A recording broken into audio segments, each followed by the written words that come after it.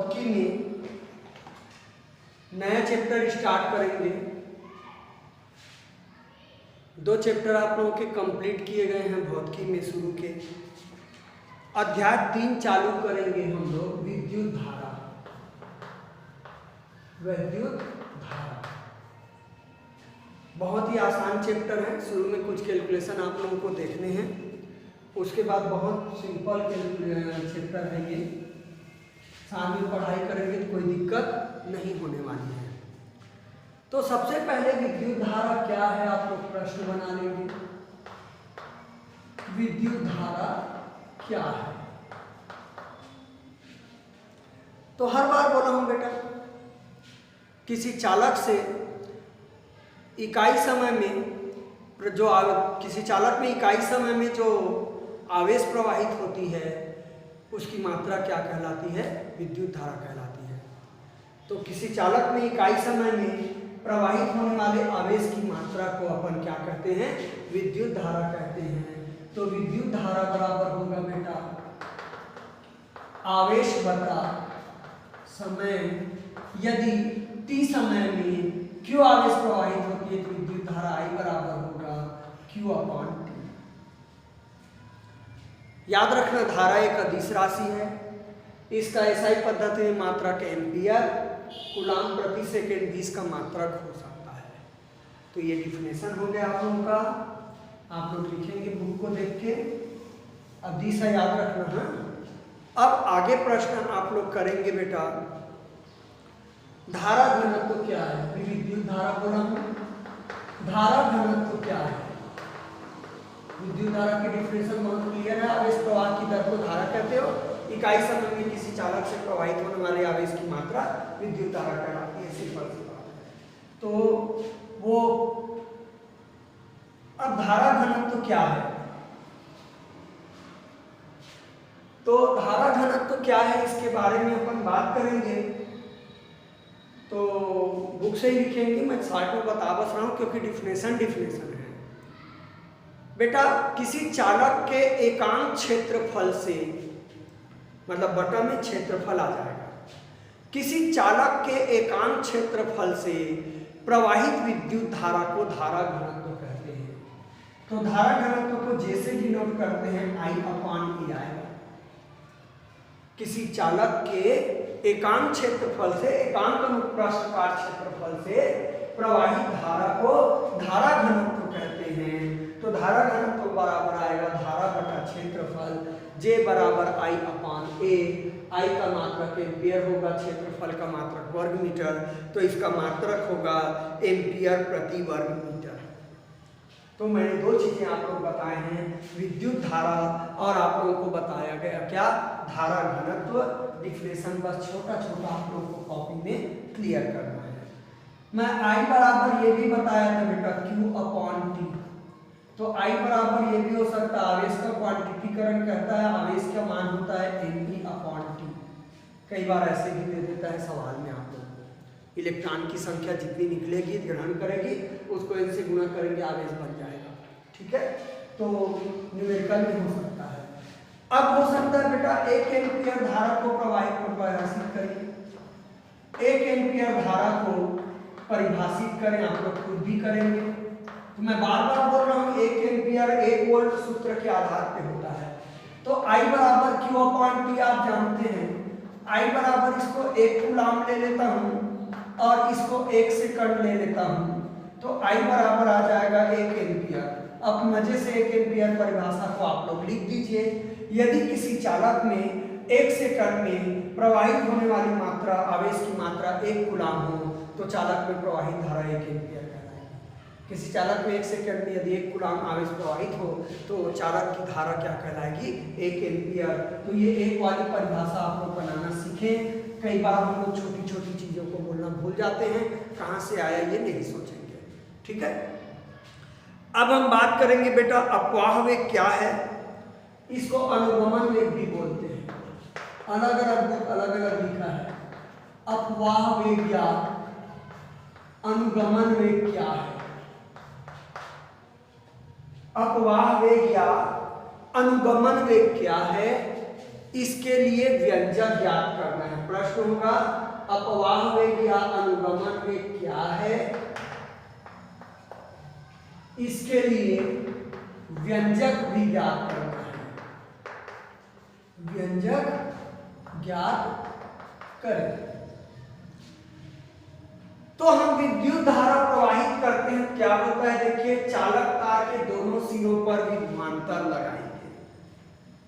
चालक तार के दोनों सिरों पर विभवांतर लगाएंगे, विभव का अंतर लगाएंगे। जाहिर है बेटा चालक के अंदर विद्युत क्षेत्र काम करेगा और आपको पता है कि दो प्लेटों के मध्य विद्युत क्षेत्र लगभग एक समान होता है, तो चालक के अंदर जो भी आवेश है उस पर एक समान विद्युत क्षेत्र काम करेगा।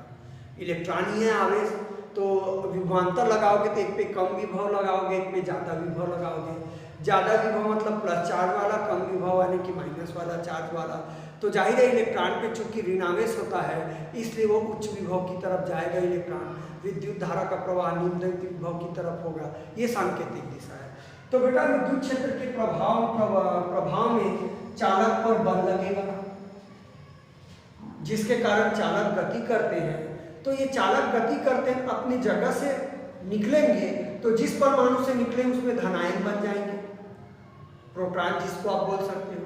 तो ये इलेक्ट्रॉन अगले प्रोटॉन से टकराते हैं, उस परमाणु द्वारा ग्रहण किए जाएंगे। मान लीजिए कि ये इलेक्ट्रॉन निकला बेटा यहाँ से, ये प्लस चार्ज वाला हो गया, अगला इलेक्ट्रॉन आके यहाँ टकराएगा फिर निकलेगा। तो जाहिर है जो प्रोटॉन है, धनावेश जगह बचा है, उनमें इलेक्ट्रॉन टक्कर करते हैं तो उसका वेग ज़्यादा नहीं बढ़ पाता, फिर वेग कम हो जाएगा। ऐसा नहीं कि विद्युत क्षेत्र के प्रभाव में वेग बढ़ता जाएगा बल लगने से।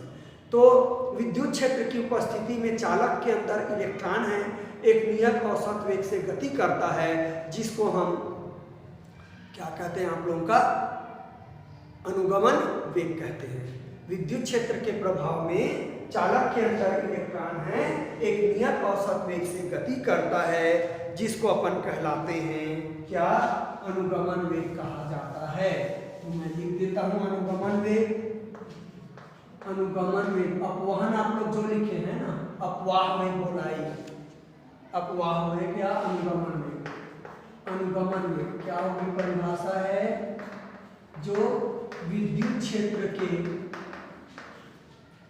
प्रभाव में चालक के अंदर इलेक्ट्रॉन एक नियत औसत वेग से गति करता है। इस नियत औसत वेग को अनुगमन वेग या अपवाह वेग कहते हैं। ड्रिफ्ट वेलोसिटी, अपवाह वेग या अनुगमन वेग जो लिखे कहते हैं, इसे VT से प्रदर्शित करते हैं।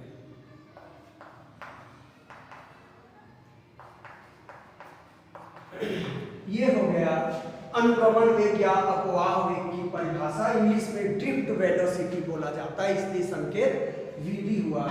तो चालक में जैसे हम विभवांतर लगाएंगे विद्युत क्षेत्र आएगा, और चालक के अंदर इलेक्ट्रॉन एक औसत वेग से गति करता है, जिसको अपन कहते हैं अनुगमन वेग। अब हम अनुगमन वेग के लिए व्यंजक करेंगे। जाहिर है चालक की बात हो रही बेटा, तो चालक की लंबाई L मान लेता हूं और उसका अनुप्रस्थ काट क्षेत्रफल L मान लेता हूं। माना चालक की लंबाई L और उसका अनुप्रस्थ काट क्षेत्रफल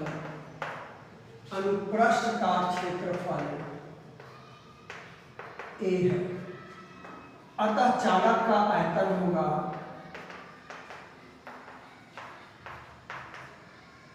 A इंटू L बेटा, लंबाई गुना चौड़ाई गुना ऊंचाई होता है आयतन, तो चालक का आयतन A इंटू L होगा।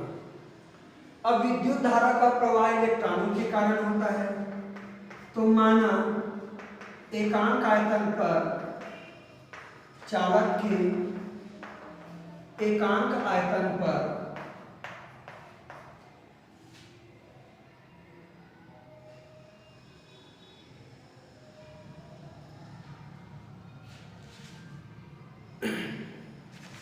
प्रश्न को थोड़ा सा सुधार लेंगे बेटा। अनुगमन वेग के लिए व्यंजक आप लोगों का मैं नहीं करवाऊंगा, प्रश्न को सुधार लेंगे। अनुगमन वेग और विद्युत धारा में संबंध स्थापित करें। प्रश्न थोड़ा सा सुधार लेंगे। हाँ, क्या बोला मैंने? प्रश्न अनुगमन वेग क्या है, इसके लिए व्यंजक लिखे, तो आप प्रश्न को सुधार लेंगे। अनुगमन वेग क्या है? अनुगमन वेग और विद्युत धारा में संबंध स्थापित कीजिए। व्यंजक की जगह अनुगमन वेग और विद्युत धारा में संबंध स्थापित करना है। ठीक है, तो माना चाल के, ये मैंने माना, ठीक है, माना चालक के एकांक आयतन पर उपस्थित इलेक्ट्रॉनों की संख्या n मान लेता हूं, तो इसलिए चालक पर उपस्थित कुल आवेश, चालक पर उपस्थित कुल इलेक्ट्रॉनों की संख्या बराबर आएगा Na इंटू L। एकांक आयतन पे n आवेश, तो आयतन से गुणा कर देंगे तो n इलेक्ट्रॉन, तो कुल इलेक्ट्रॉनों की संख्या हो जाएगी n into A into L। एकांक आयतन पे n माने हैं, और मान लीजिए कि आयतन आपका 10 घन मीटर है तो 10n हो जाएगा बेटा, तो ये हमने गुणा कर दिया।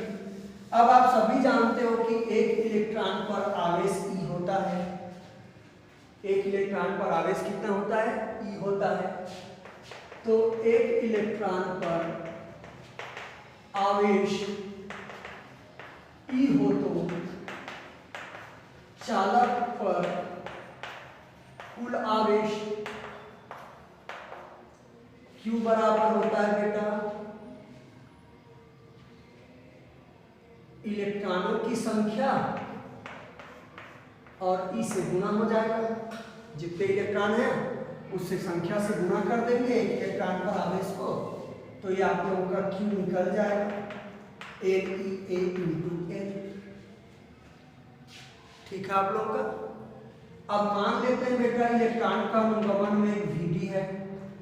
माना इलेक्ट्रॉन का अनुगमन वेग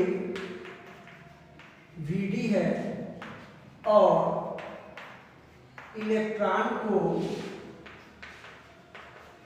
चालक को पार करने में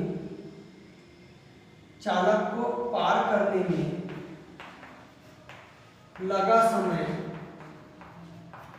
t है, तो आप सभी जानते हैं बेटा वेग बराबर होता है दूरी बटा समय। जनरली विस्थापन होता है, या विस्थापन बटा समय कर लेता हूं, आपको दिक्कत न हो। वेग Vd माने बेटा अनुगमन वेग, दूरी कितनी? L दूरी पार करेगी, चालक को पूरा पार कर रहा है तो चालक की लंबाई L है, L दूरी पार करेगी और समय t हो जाएगा। तो Vd बराबर हो गया बेटा L बटा t। शायद बटा में t नहीं दिख रहा है आप लोगों को, मैं ऊपर मिटा देता हूं।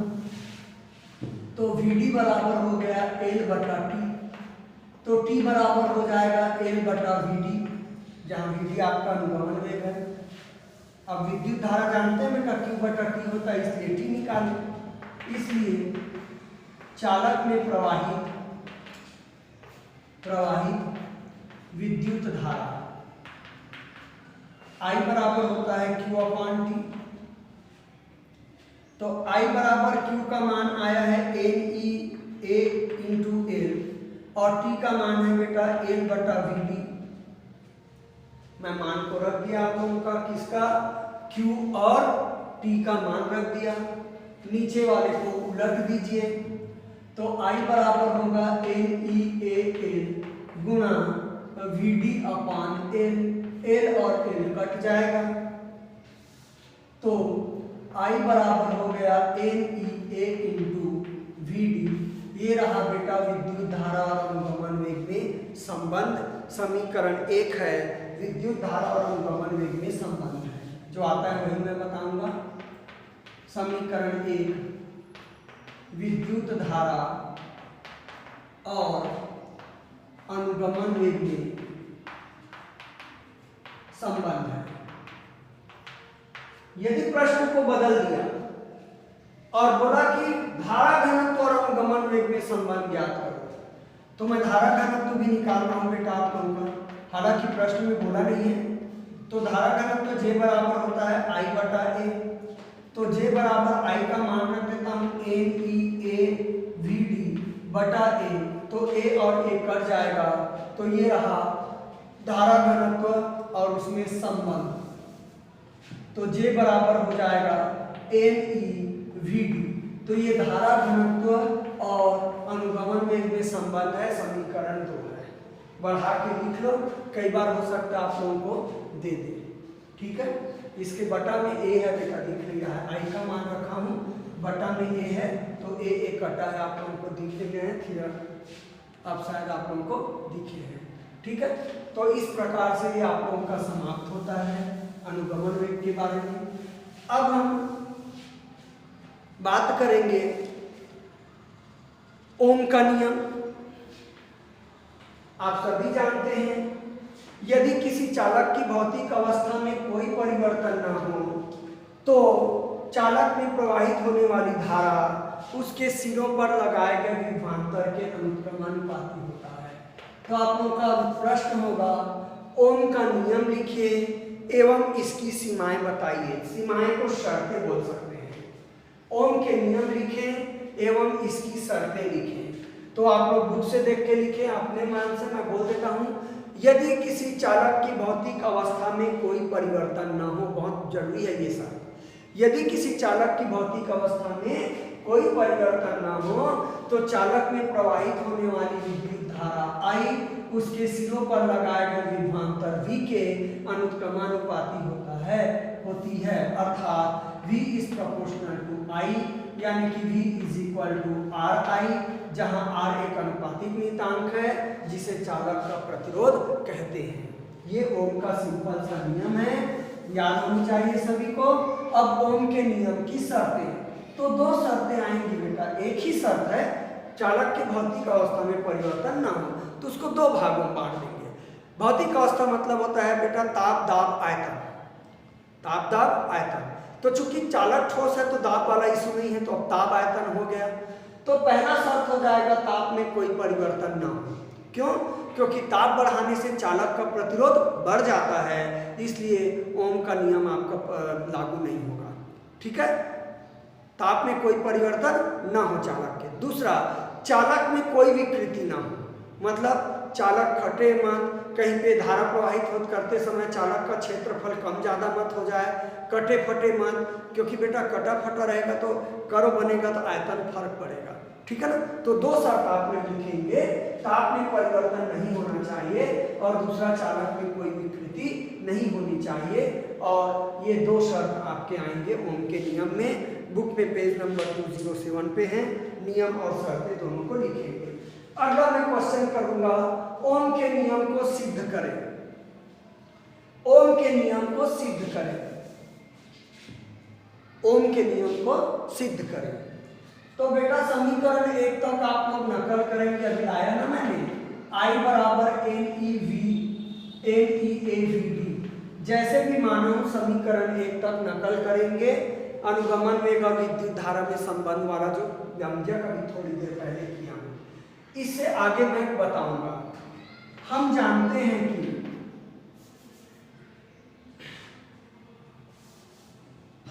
ऊपर लिख रहा हूं I बराबर NEAVD, समीकरण 1 नकल होगा।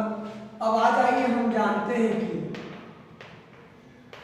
अनुगमन वेग का सूत्र कर दो। मैं प्रूफ नहीं किया हूं बेटा सूत्र को, जनरली कुछ बुक में दिया है कुछ में नहीं दिया है, बाद में ज्यादा जरूरी होगा तो बताऊंगा। अनुगमन वेग VD बराबर होता है, उसका व्यंजक आपका अनुगमन वेग का EV टॉप बटा ML। E तो मालूम है, जहां V होगा बेटा चालक के सिरों पर लगाया गया विभवांतर, ये V हो गया आप लोगों का, चालक के सिरों पर लगाया गया विभवांतर। टा, दो क्रमागत इलेक्ट्रॉनों के बीच टक्कर का औसत समय अंतराल, जिसको विश्रांति काल कहते हैं। मैं दोनों लिख देता हूं। दो क्रमागत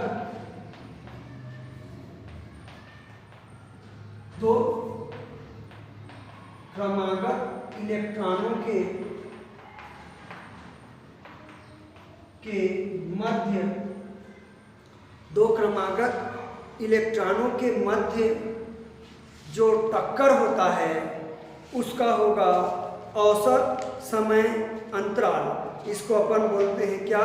शांति काल बोलते हैं। तो शांति काल हो गए।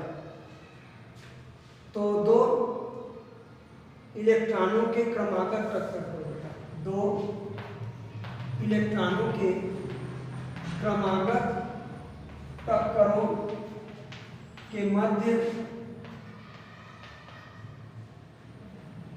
टक्करों के मध्य औसत समय अंतराल,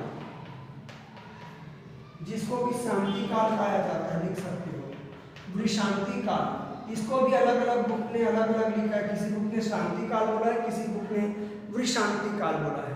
ठीक है, तो आपकी इस बुक ने भी शांति काल बोला है। का दो इलेक्ट्रॉनों के बीच जो टक्कर होते हैं, कैसे टक्कर होता है हम बताएंगे। एक इलेक्ट्रॉन निकलता है, दूसरा आके टकराता है, तो औसत समय अंतराल को अपन क्या कहते हैं? विश्रांति काल कहते हैं, जो टाउ है। टा, टाउ नहीं, टा। एल वर्णन में हो गया एम। एम होगा बेटा इलेक्ट्रॉन का द्रव्यमान, इलेक्ट्रॉन का द्रव्यमान। तो इस प्रकार से हम Vd का थोड़ा सा मान याद कर लेना, डायरेक्ट Vd का मान रखेंगे आप लोग। अब समीकरण 1 में Vd का मान रख देंगे और कैलकुलेशन कंप्लीट हो जाएगा। तो समीकरण 1 में मैं Vd का मान रखा हूं, तो ये हो जाएगा बेटा I बराबर NEA। Vd का मान क्या बताया? EV टॉ अपॉन क्या? ml। ठीक है, तो I बराबर हो जाएगा, देखो E दो बार है, NE स्क्वायर AV टॉ अपॉन ml। ये आप लोगों का मान आ गया किसका? I का। अब ओम का नियम की बात करेंगे, तो ओम का नियम में प्रतिरोध होता है बेटा R बराबर, तो V अपान I बराबर, देखो V अपान I, तो I इधर ले जाऊंगा, बाकी इधर आ जाएंगे, ml बटा क्या क्या होंगे? NE स्क्वायर A, V तो आ गया बेटा V अपान I और टॉ। ठीक है, तो इतना आप लोगों का है। तो ये जो सारी बेटा देखो, इलेक्ट्रॉन का द्रव्यमान नियत होगा, चालक की लंबाई नहीं बदलेगा, भौतिक अवस्था में कोई परिवर्तन ना हो, बोला हूं, है ना। n इलेक्ट्रॉनों की संख्या चेंज नहीं होना है, वही चालक है, क्योंकि ताप आप चेंज नहीं हो रहा है बेटा। ताप चेंज होने से इलेक्ट्रॉनों की संख्या में फर्क पड़ सकता है।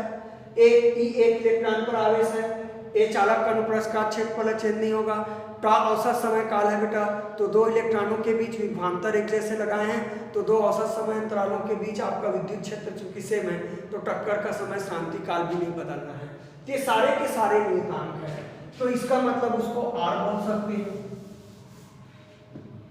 तो V अपान I बराबर हो जाएगा R, समीकरण नंबर 2, जहां R बराबर हो जाएगा बेटा ml बटा NE स्क्वायर A टॉ बराबर हो जाएगा एक नियतांक।